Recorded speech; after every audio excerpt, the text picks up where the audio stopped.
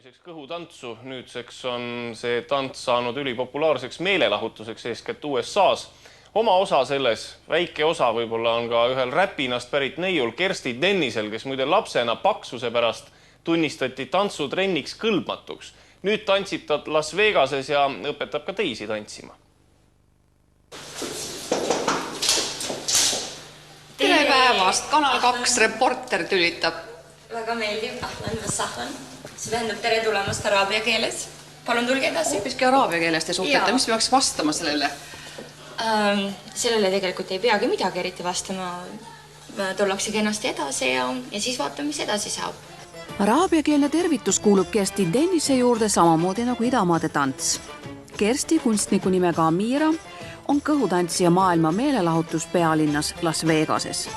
Tants võlus Kerstit juba lapsepõlves, kuid värskas võistlustantsutrennis põlati 11-aastane Kersti liiga paksuks. Kõhutantsu juurde sattus Kersti 2 aastat tagasi, kui tuli USA-s loobuda lapsehoidjatööst ühes jõukas keskklassi perekonnas. Õpetliku elukogemust meenutavad vaid mõned seigad.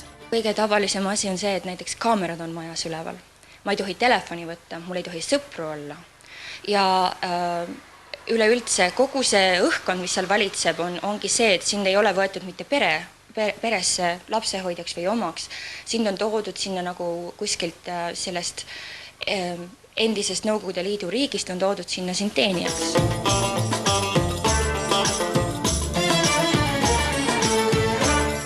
Kõigepealt kummutab Kersti ühe eksiarvamuse kõhutantsu suhtes. Kui üks vale arvamustest kõhutantsu kohta liigub, et mida me ei tohi segi ajada, et kõhutants ei ole striptiis. Tegemist on kunstivormiga, mis on 5000 aastat vana ja me peame sellest lugu pidama ja seda austama. Ja sellepärast loomulikult mitte mingisuguseid topless kostüüme ei ole olemas, ei saagi olla ja see ei tuleks kõne allagi. Kostüümid on kõhutantsijal tõepoolest ahvatlevad, aga tantsu ajal heidetakse tõepoolest seljast üksnes loor. Näete, seelik ei pea üldse olema väga ekstravagantne, täiesti tavaline, aga see on muidugi selline looridest nagu kokku pandud mitmest tükist. Siia selle seeliku peale tavaliselt läheb üks selline vöö. See on hästi raske, võite muidugi ise katsuda, kui raske see on, sest et see, tõesti on raske. Jaa, eks ole. Päris kilo poolteist. Jaa, kindlasti. Ja see on loomulikult kõik tehtud käsitsi, kui te võite isegi arvata. Näete.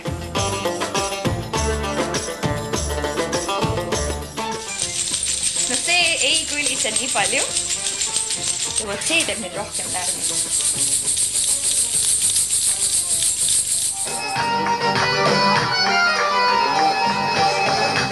Peale ahvatlevate kostüümide ja ehete kuulub kõhutantsu juurde ka väike pehme polster. Ma olen nende üle väga uhke. Näed, mul ikka tekib. Vot seda sama asja ei tohi mina siit ära kaotada. See on minu au ja uhkus. Ja kui ma selle suudan endal säilitada, et ma nii palju trenni ei tee, et see päris ära kaob. Araablased kogu aeg, kui ma olen ära tantsinud, nad teavad, et enne tantsimist ma ei söö, kui ma olen kuskil pidudel või pulmades, siis peale tantsu siis nad panevad mu istuma ja söödavad. Amira, you have to eat more. Amira on kõhutantsust ise vaimustuses ja süstib seda teistelegi. Las Vegases tantsib ta peamiselt araabia kogukonna restoranides. Tada! Siin on osa ettevalmistustest, kuidas siis esinemiseks valmistuda. Loomulikult võtab mul umbes tund aega selleks, et ennast esinemiseks valmis panna. Kõhutants on selline tants, mis nõuab kõigilt erinevatelt kehaosadelt eraldi koordinatsioonivõimet. Õhtumaa kultuuris aga nähakse kõhutantsus eelkõige flirtimis- ja võrgutamiskunsti. Igal pool enam õnneks nii ei arvata. Ma ütlengi, vahepeal ta on olnud, jälle kui me lähme tagasi mineviku juurde, see on olnud võrgutustants sultanitele. Sultanil oli, eks ole, 10 tüdrukut, kõik tantsisid, siis ta valis ühe välja, eks ole, selleks vastavaks ööks. Et need ajad on möödas. Võib-olla kuskil riikides see veel niimoodi käib, aga näiteks meie läänemaailmas nüüd, kus me oleme ära õppinud ja omaks võtnud selle araabia kultuuri, niimoodi see kindlasti enam ei ole. Meie nüüd teeme kunsti ja kultuuri.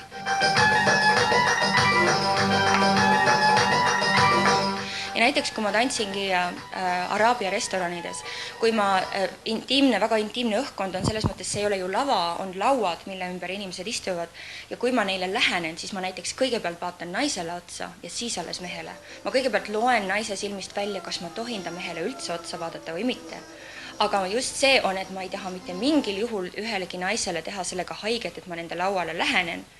ja sellepärast ongi seal on teatud sellised väiksed mängureeglid, millega peab ettevaatlik olema.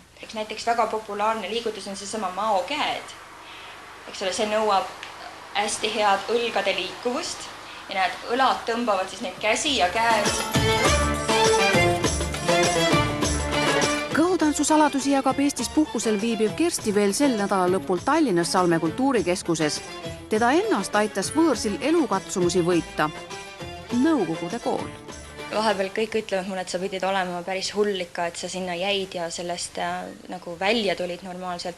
Ma ei tea, ma arvan tegelikult samas ma olen selle eest just tänulik sellele Nõukogude koolile, mis meil siin oli, sest vaat meid ikka siin selles mõttes piitsutati ja öeldi, et ma nagu ei kartnud selliseid eluraskusi. Minu jaoks ei ole see probleem, et ma pean kuskil põõsa all või puu all näiteks pissil käima.